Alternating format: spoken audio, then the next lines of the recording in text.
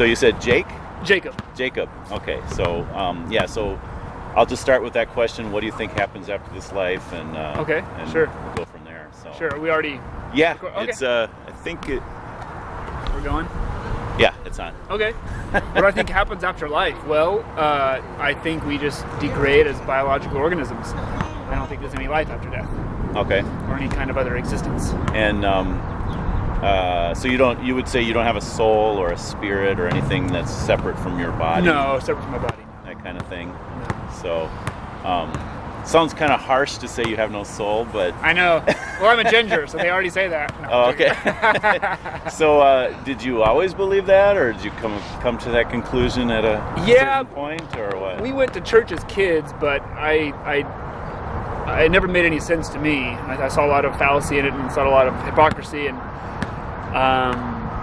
it sounded like something just to make everybody feel good. Yeah. About the fear of death and the fear of darkness and the fear of Do you feel like it was a good church that you went to? Like as far as churches go? It was welcoming and supportive and whatnot. It wasn't a harsh one. We were soft Catholics. Oh, okay. I went to lots of other churches that I got invited to, and I kind of saw the spectrum of what it can be as far as harshness or softness or gentleness. As far as like Protestant churches too? And Oh, yeah. Yeah. Yeah, I've been just to with friends Southern or whatever. Baptist and just everything. Yeah. Yeah. Lutheran. Okay. All that. So just people would invite you, or...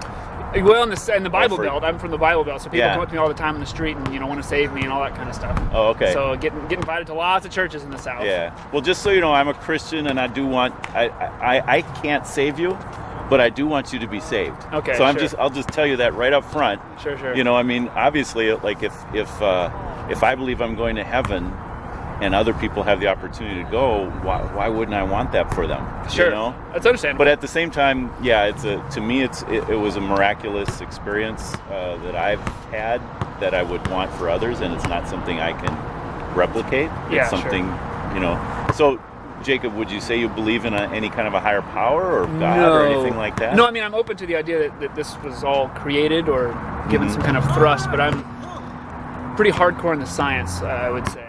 I don't believe any kind of divine power cares about us.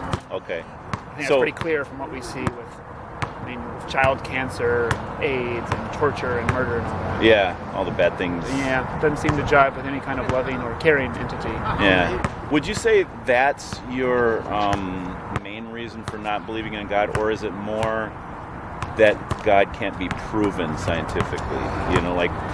Or both? Certainly both. You know what? I just realized. We should be facing the other way, shouldn't we? Yeah. Yeah, it's certainly both. I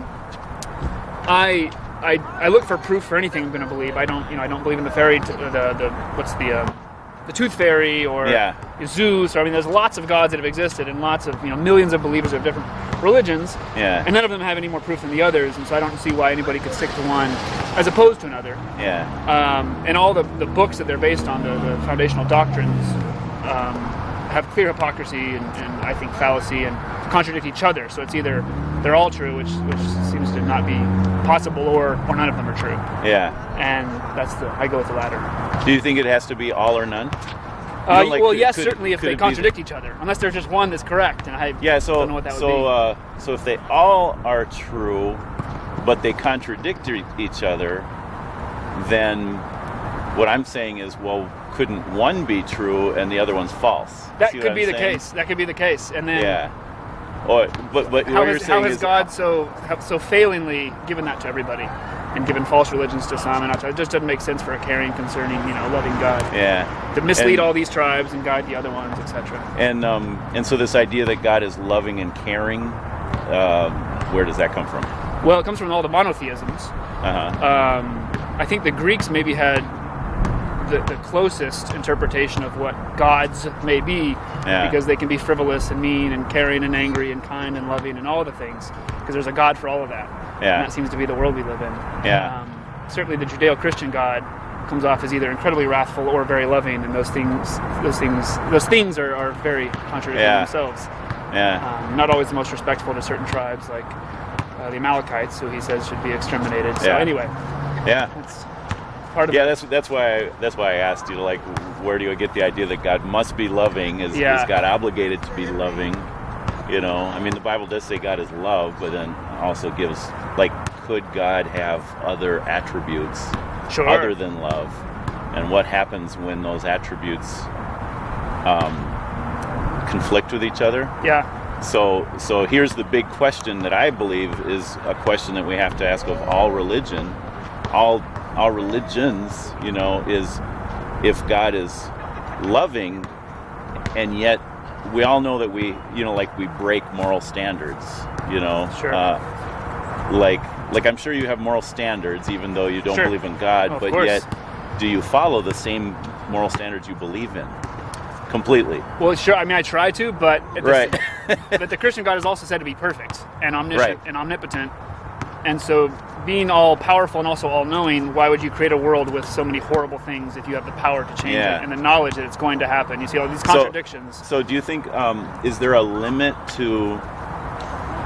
Would the world have to be perfect? Like everyone is. I'm thinking of like the Stepford Wives. I don't know if you've heard of that movie. I've heard, but I'm not. It's like they're robots. Okay. It's like all these guys. I haven't actually watched it, but I know the premise, and that is that their wives do everything they say. You know, like their wives are perfect. You know. Oh God. And so, and I'm pretty sure that causes some problems. You know, like, do we really want them to be like robots? You know. Yeah. So I guess my question is like, okay, the world isn't perfect, given, right? How bad would you allow it to be before you would say, okay, God is not loving? So like, could a person call someone a bad name and we still say, well, but God is still in control and God is still loving? See what I'm saying? Yeah, but I think that's a weak example because we look at things like I mentioned, bone cancer in children, or genocide, or rape. Yeah. I mean, generations of people that have just been wiped out for frivolous governments or whatever it is. Yeah. And if God knew that was going to happen and had the power to stop it, how can he possibly be good? Yeah. And be a perfect being? Do you think it's possible that God has stopped a lot of that? Well, why wouldn't he stop the rest then? You know? Yeah. I mean, that's frivolous. You know, like, well, I'll stop them and then I won't intervene here. But I mean, that argument could apply all the way through to perfection. See what I'm saying? If God's perfect, why not? You know? Yeah. It should be. Because either God's perfect and doesn't care about our lot, or he's not powerful, not perfect, and cares but can't do much. Yeah. Or many other options. Now, would you say you're a atheist? Would you give yourself that label? Certainly, but I actually prefer anti-theist because I think the idea of theism is bad for humanity. Okay. I think it feeds into our nature of totalitarianism and wanting a divine authority and a big brother figure to solve our problems. Right? Yeah. Would you say you're a good person? I certainly try to be. It's So, part of life's journey. but not obviously not perfect, right? Oh God, or no. So, like, if you try to be, but obviously you're not like reaching it, you know. And so to work against religion, and I think you're not alone. I think a lot of people do believe this, that you know, if we can get rid of this belief in God, the world would be a better place.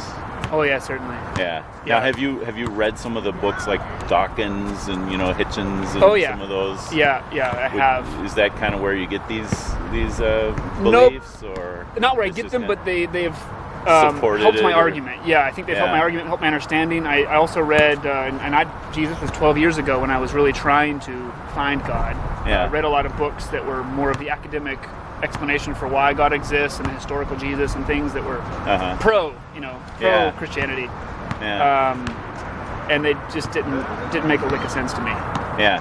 And so I tend towards more Dawkins. I oftentimes I mean, usually when two people are talking that have opposing worldviews, which I'd say we probably do. Sure. Which is okay. Yeah. I would probably cite my experts, and you would probably cite your experts. Sure. And you know what I'm saying? Sure. Like a lot of the arguments for or against Christianity are on such a high level that especially just standing here on the street with, like, I can't reference, all the me neither. all the apologetics. You're familiar with that word, right? So all the apologetics for Christianity, like, I can't like cite them, and I can't. So it'd be like, well, my experts, and so like I know there's evidence out there for Christianity, but can I cite it all? No, and you probably are. I would imagine, unless you have like a photographic memory, you know, like. I wish. No, I don't. Yeah, and so I lived in the Muslim world for a while, and I did a lot of debating there as well, and I found that process real similar. What people try to cite as evidence. And so my point with that, though, is when it comes down to it, we kind of accept the evidence that we like and discard the evidence we don't like. Or hopefully we don't do that. Hopefully we really if you have like a scientific perspective, it would be like, okay, let's take the evidence but I just think that there's like we have what I would call a skeptometer.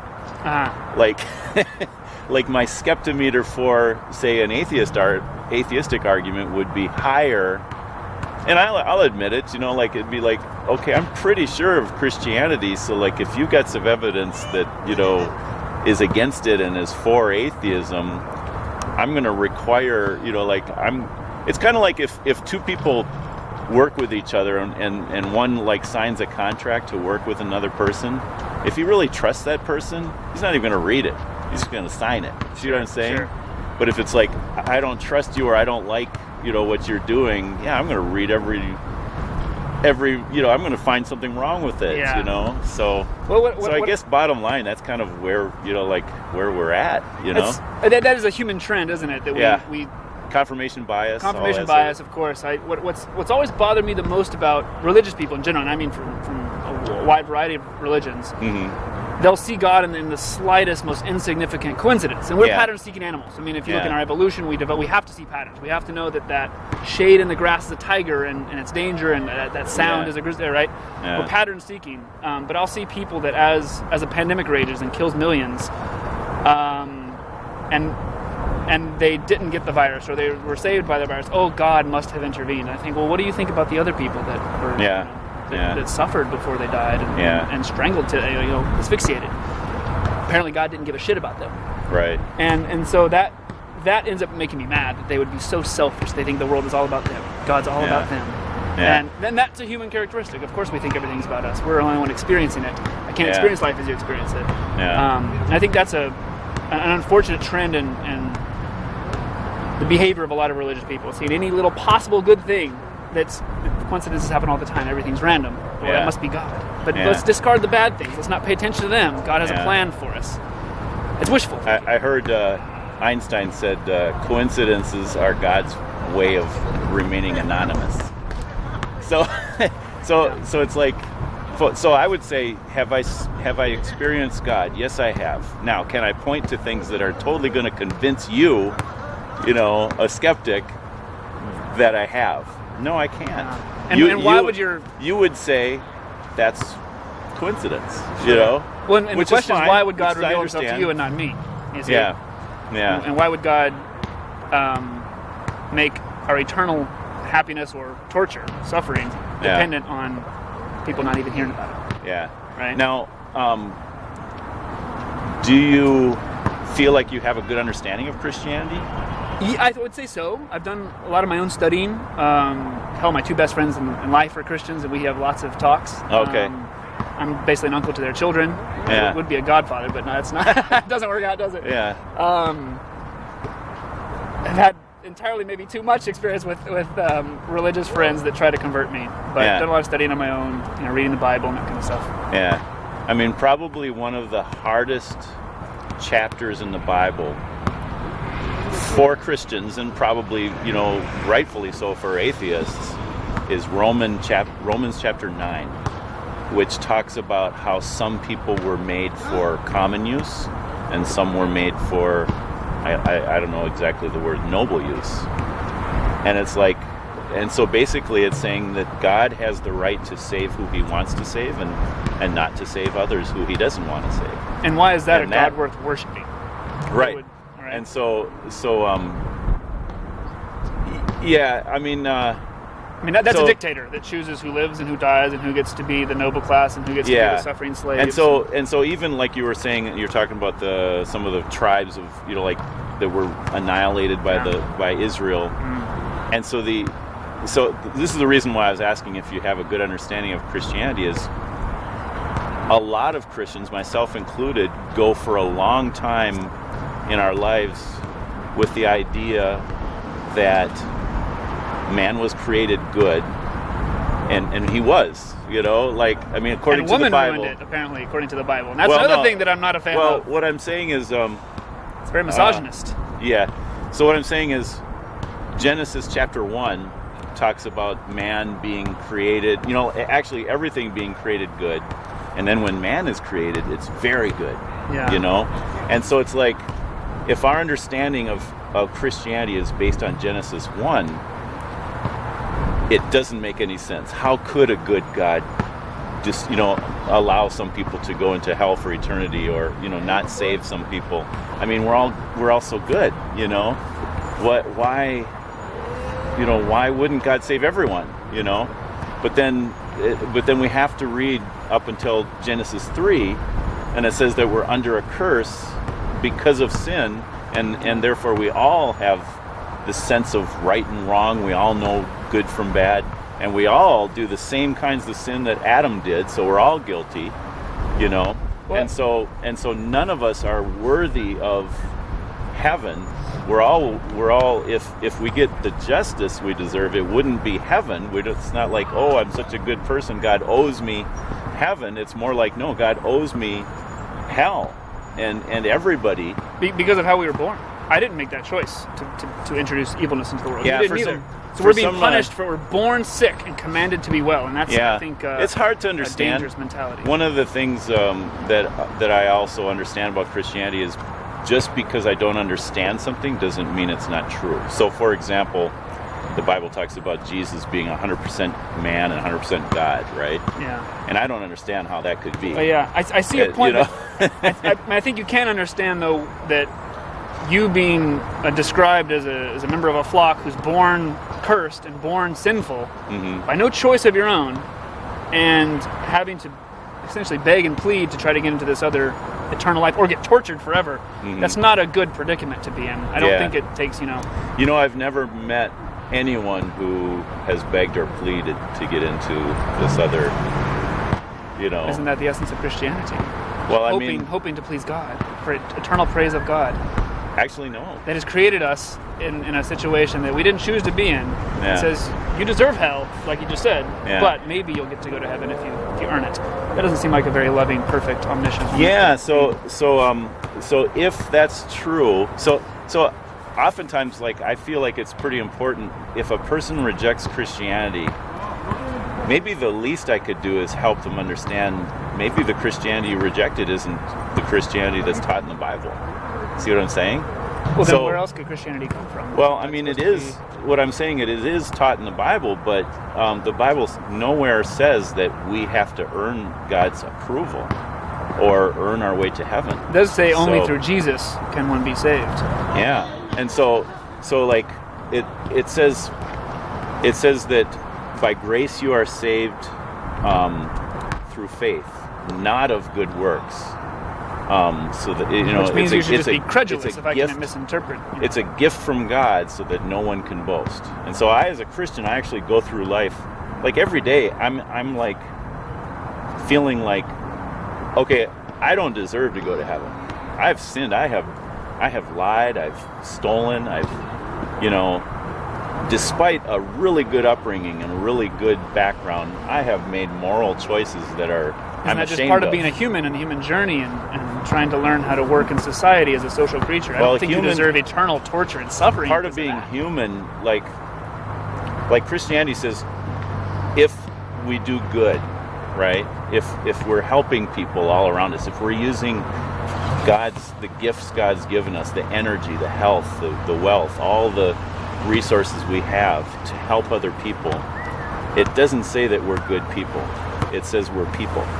We're made. We're made to do the things we ought to do. See what I'm saying? So when we fail to do those things, and a lot of sin is not just like the bad things we do; it's the things we neglect to do. And so when we fail to use all of our advantages for the sake of our fellow man. When you serve others, the least of these, you serve me. When we fail to do those things, we're not living up to what God has. We're not being human, and so really, human is to be that original Adam before he sinned was a perfect being, and so could I do that? No. As a matter of fact, I've never met anyone who, like you were saying, like we're blaming Adam for the things we've done. I've never met anyone who hasn't chosen to do bad themselves. See what I'm saying? So like Adam ate from this tree, right? You're not supposed to eat from this tree. Well, ever since then, everyone's had a moral conscience, right? A sense of right and wrong. Well, yeah, so goes the and every single time that I break my moral conscience, I'm basically taking that fruit and saying, God, I'm going to eat from this, and I'm going to do it. Why would an omniscient, omnipotent God set up a situation in which you will fail and you will be punished for it, unless you will be credulous enough to believe something on no evidence at all? You see what an interesting situation for a loving, caring, good, an omniscient and omnipotent God to put us in. It doesn't seem to, jive. Yeah. So, I mean, it goes pretty deep. I just don't know if you have the patience to. I mean, I don't even have the ability to explain it all. I'd refer you to like Saint Augustine. He talked about the greater good. So there are things that can happen in this world because it's a flawed world that could never happen in a perfect world. For example, like if World War II didn't happen and there was never a storming of the beach on Normandy, those soldiers wouldn't have had the chance to show the kind of heroism and the kind of courage that they showed. See what I'm saying? Yeah. So like there's things. Yes, so that's not a good justification for the heroism. Why can't God just give us all heroism? If he's perfect, why don't he just do that? He has to have millions of people slaughtered in their youth so that some people can experience heroism. That's frivolous. It seems comes frivolous. Down to a really frivolous God. Yeah. So it seems frivolous, but I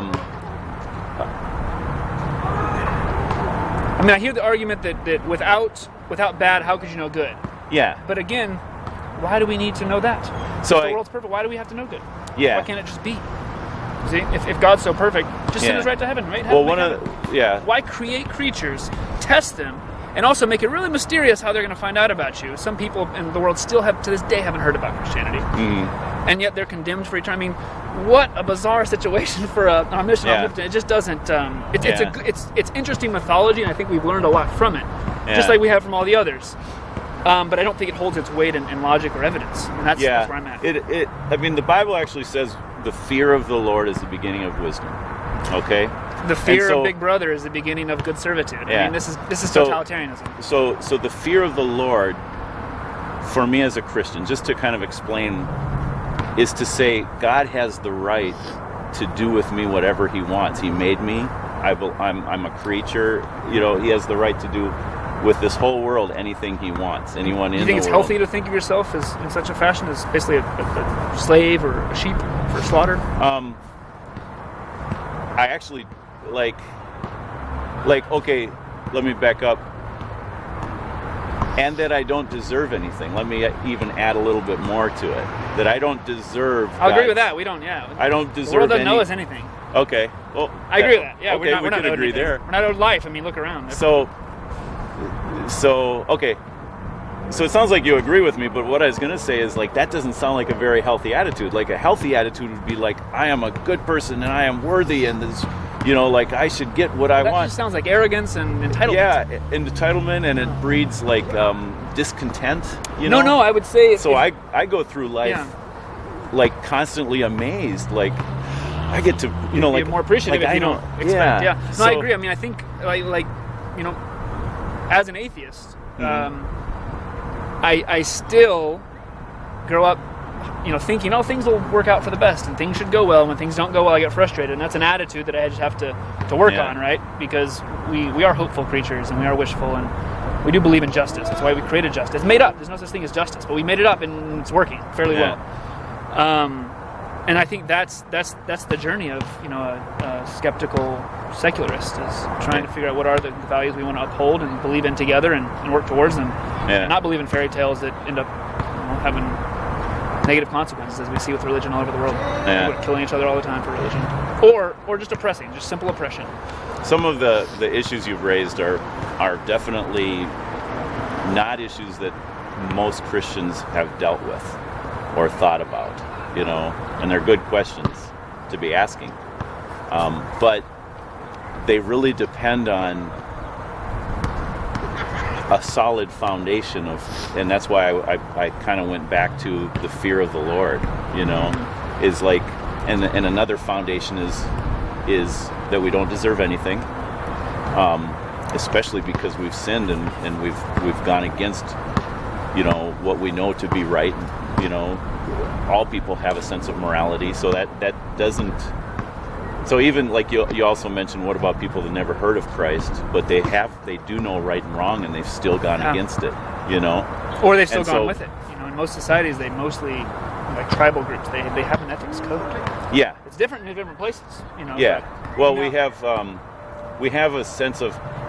So I think when the Bible talks about morality, this sense of this God-given sense of, it's called the law of sin and death. Like if you break what you know to be right, then you're worthy of death, and and so it's this idea that we're all accountable to something.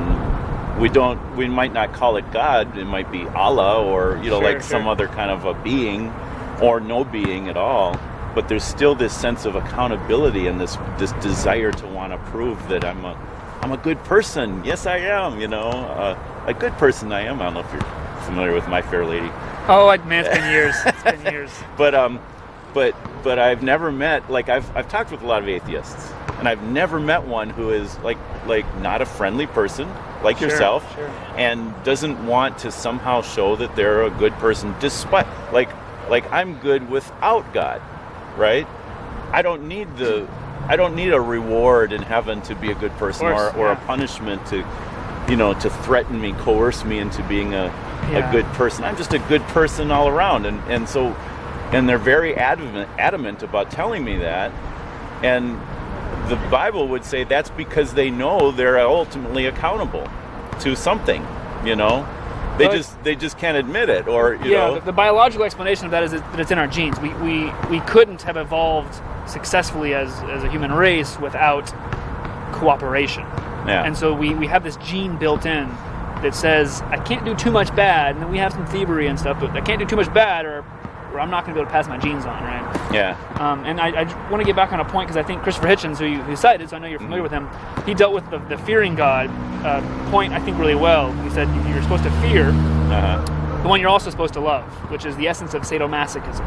And I think that's very unhealthy as well. Yeah. If, when I become a father one day, if I do, I certainly wouldn't tell my children, you better fear me, but also love me. I mean, that's how my grandfather was. He was an abusive alcoholic, and that was a disastrous relationship for everybody involved. Yeah. And that, again, doesn't jive with this idea of a good, loving God. It's actually a misunderstanding of what it means to fear God.